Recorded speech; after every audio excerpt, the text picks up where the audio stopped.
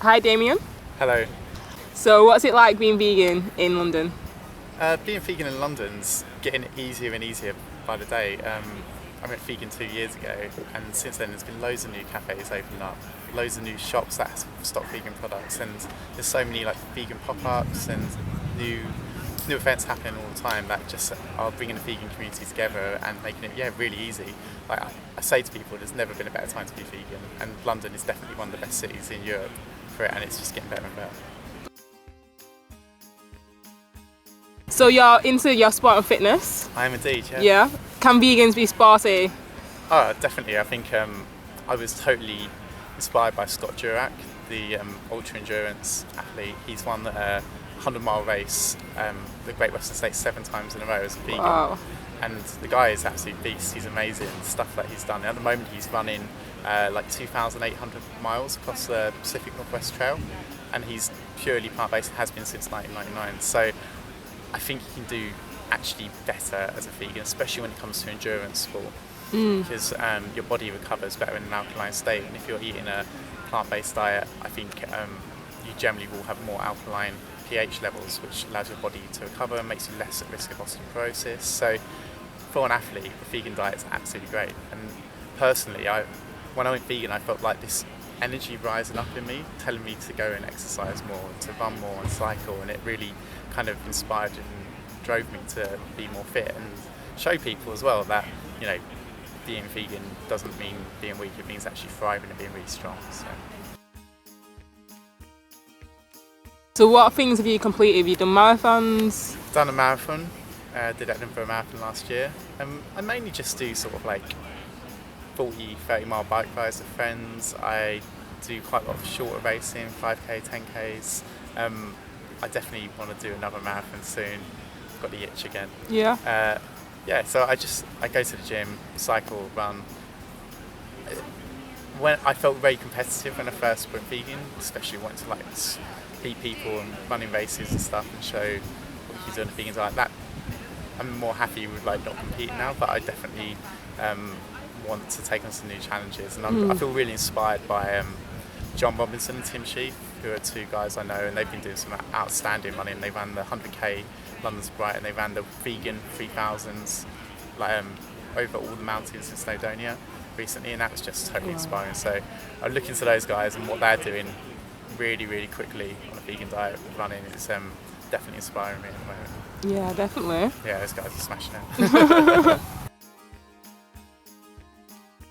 So where do you think the myth of like vegans can't be fit enough or healthy enough to do activities? I think that's a convenient myth for business who promote animal agriculture, so supermarkets, for fast food restaurants, for the government.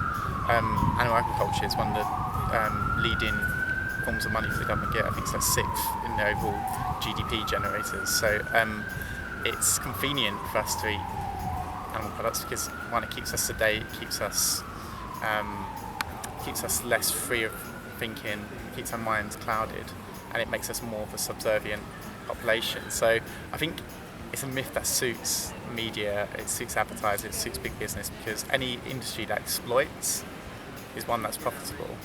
You know, you look at slavery, it was really, really profitable because they exploited people. They didn't have to pay any wages. The pigs don't get paid any wages, cows don't get paid any wages. They just get abused until they're knackered, and then that's it, you know. And any industry that is based purely on exploitation is profitable, so it therefore serves the interests of these media organisations and businesses to say being vegan is weak, because, you know, if everyone starts eating plants, you know, they're not going to make as big profits, and it's a really convenient myth. Yeah. Do you think there's a way to make profit and be an ethical business? Yeah, I do think there is. I suppose I've worked within the capitalist system. I don't define myself as a capitalist, but I have a business, you know, and I sort of help charities and vegan organisations and campaigning groups talk about whatever they're passionate about. So I do think there are lots of businesses out there creating good products, doing it in an environmentally sustainable way, but there are too many businesses that are based on exploitation. Animal agriculture and fossil fuel industries are 2 prime examples of that, and we're seeing some great wins on that front. You know, the global divestment movement is really pushing fossil fuel companies to start looking at transition in a way, but you know, there's a long way to go, and I think you should always scrutinise every purchase and see whether you're comfortable with it personally. Yeah. What are the other ways we can help to like maybe challenge the system that we're in at the moment? I think you just need to be brave enough to talk about it publicly with friends. You know, like I was at a picnic the other day, and this guy said, "Oh, I don't know if I went to the anti-austerity march." He was like, "Oh, well, I think I agree with austerity," and I just completely slammed him. And I said, if you agree with disability living allowance cuts, agree with austerity. Then if you agree with the most vulnerable in society being persecuted and having their benefits taken away from them, agree with austerity. So it's about being brave in social situations. I think it's a really good starting point. And, you know, I'm not saying like you have to go full on with everyone, but just challenge it. Like there was the elections in the UK recently where, you know, a lot of our parents voted for the Conservative Party. My mum voted for the Greens, but you know, and so many of my friends are like, "Oh, my parents did," and like I really disagree with that, and you know, I wish I said something to them. And other friends have said something to them, and it doesn't necessarily get them to change their mind, but it's really important to let them know why this isn't a good thing to do. And I think as we get older, we're conditioned. I think it's harder and harder to think freely and to change our minds about things. But I think we shouldn't give up on people. We should really talk about those things that we're passionate about, and you know, be okay with being the outsider. Be okay with being someone who says something that isn't considered a norm. If you look at anyone who's done anything worthwhile in the world, they've always started off like that. So. Yeah. So you're a writer? I'm a writer, filmmaker, an artist, musician, yeah, a human being amongst other things. Yeah. So what projects have you been working on at the moment? Most recently, I've been working with The Guardian on their Keep It in the Ground campaign, which is a campaign getting the Gates and Wellcome Trust to divest from fossil fuels, and also to keep 8% of the available hydrocarbons in the world in the ground. So it's called Keep It in the Ground. It's The Guardian's big flagship climate change campaign. It's a real step for them as an organisation to come out very overtly and say, this is the biggest story in the world and we really need to do something about this. And so it's been really fun. I've been helping them curate content from young people, telling their stories about how they feel creatively about climate change. So I've been working on that recently. Historically, I've been involved with Climate Rush, which were a suffragette-inspired direct action group in London. Yeah. And done lots of like campaigning in the past, sort of, around air quality, cycling infrastructure, fracking, tar sands. They're really things that I feel super passionate about. So I feel like at the moment it's such an exciting time to get involved with climate change campaigning, because we've got the big Paris UN summit this December where world leaders, they probably won't attend, but their ministers will come along and try to come up with a successor to Kyoto, which was the old agreement on emissions that countries are allowed to produce. So it's really, really important that there's some kind of deal that gets done, and there's so many roadblocks being put up by businesses and by countries who still want to keep polluting and are unwilling to shift away from this exploitative system, you know, which takes fossil fuels from the earth and, you know, just burns them for crazy profits. I think what is really exciting is the Pope came out last week and called for radical action on climate change, and that was really powerful because there's a massive faith-based community, especially in the global south, who are industrialising very quickly at the moment as countries, and they rightfully feel like they should be allowed to burn more fossil fuels than the developed countries or per capita, because we've taken advantage of these resources to industrialise. Now they feel it's their turn to do the same. What we're having a sticking point on is that the developed countries aren't agreeing the right finance to support the developing countries with the infrastructure to combat climate change, because it's happening already. We're already seeing millions of people starve in Africa and other arid places around the world because of droughts and failing crops. So I feel like it's a really exciting time to be holding people to account, holding business to account, holding governments to account. There's really great work happening by 350.org, who are leading the global divestment movement, and Greenpeace are doing loads of great activism that I think it's really easy to get involved on a global scale. So wherever you are, there's always activism out there to get involved in it. So it's a great time to be alive, scary time, but a great time. It counts. It really counts what we do right now. So have you noticed any like wins or like changes from the campaign I think happening? there's been so many wins recently. The divestment movement, like getting universities to divest in the States and here in the UK, has been massive. And most recently, the Sovereign Wealth Fund, which is a fund Norway created with all their profits from oil and gas to basically fund public services and pensions in Norway, and they've divested from coal and tar sands, and that's a massive victory. And at the moment we're at that point where there's all these big carbon infrastructure projects, coal projects, tar sand projects that if they go ahead will mean end game for climate. We're looking at a world where we have 3 to 4 degrees increase in pre-industrial levels, which would mean catastrophic climate change, would mean millions of climate change refugees, would mean countries disappearing off the map. And that's what businesses are working to. But if we get a deal and we get governments starting to say, hey, you've got to keep 80% of the carbon in the ground, projects like the tar sands in Canada will fall away, and the coal mines in Australia will be closed, and we could actually sort of curb this thing and keep this planet somewhere that is a good place to live, And I think something else I haven't really touched on is animal agriculture.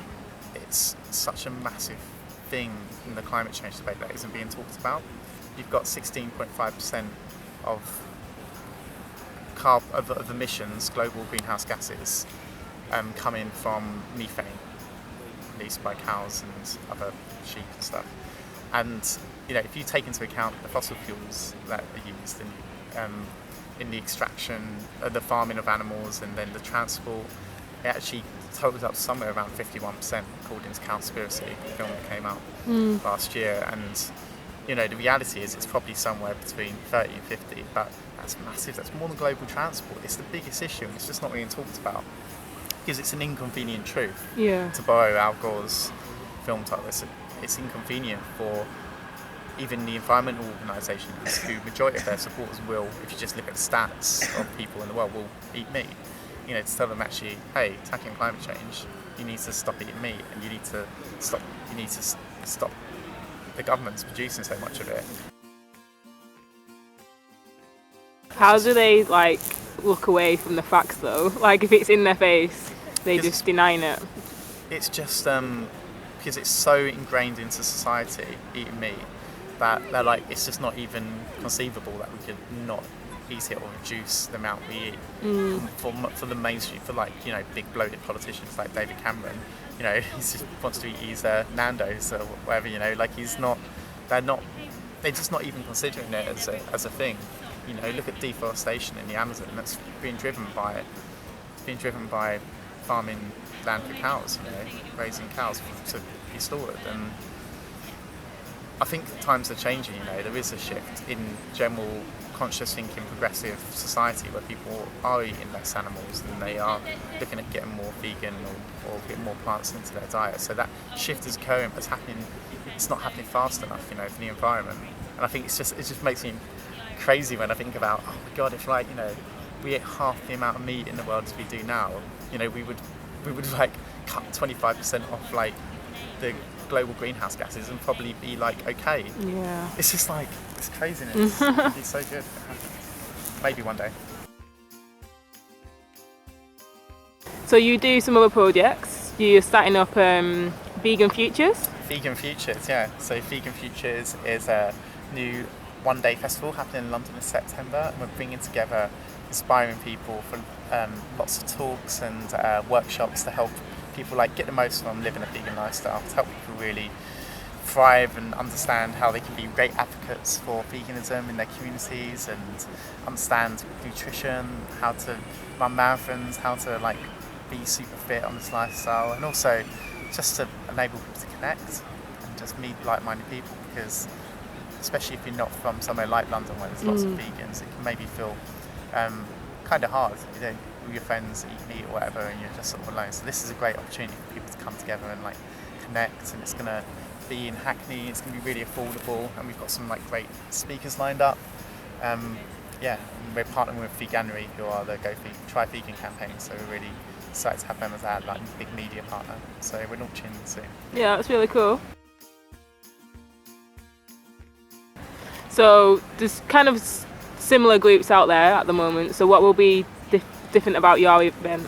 Yeah, I think Vegan Futures is different to what exists at the moment because we're looking at all areas of living a vegan lifestyle, fitness, fashion, how veganism is represented in the media, how do you deal with those difficult social situations, food, nutrition. So, and we're really making it a space where you can just come and be and hang out, and we're taking inspiration from TED Talks, so 15-minute talks, panel workshops, and then like a day of making stuff, and we're having scene workshops, we're having yoga classes running all day, just things that people can do that are like relaxing.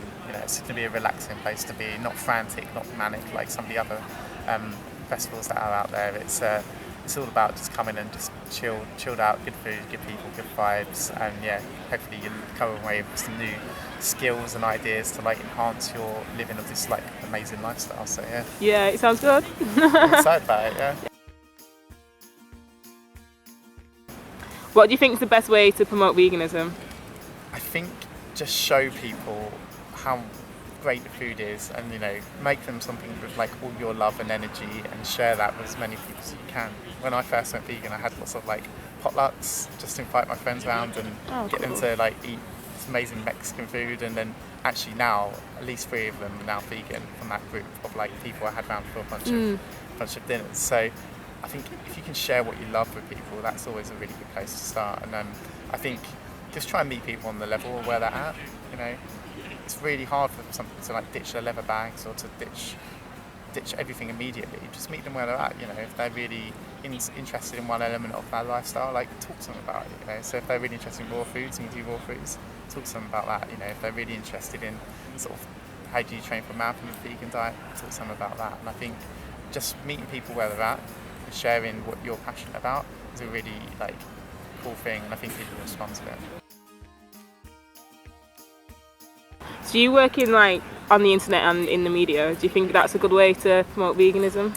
Yeah, I think setting up a YouTube channel is a great thing to do. I've done a YouTube channel, and for me it was a really great way to connect with like-minded people at the start and share my like transformation experience and journey towards being a fitter, happier person. So I think definitely get online and talk to people and promote your message. I really think the media is changing as well. Its perceptions of veganism are changing, and we need as many people out there as possible shouting from the rooftops about why this is a great lifestyle to really hammer home that message. So I think it's a really exciting time to be vegan, and just every day I see stories like about people going vegan in papers I just never thought would write about this stuff. So get out there, promote what you love, and create art, create writing, create videos that just express how you feel about this great. So what influenced you to become vegan? Couple of things. There's a couple of things that influenced me to become vegan.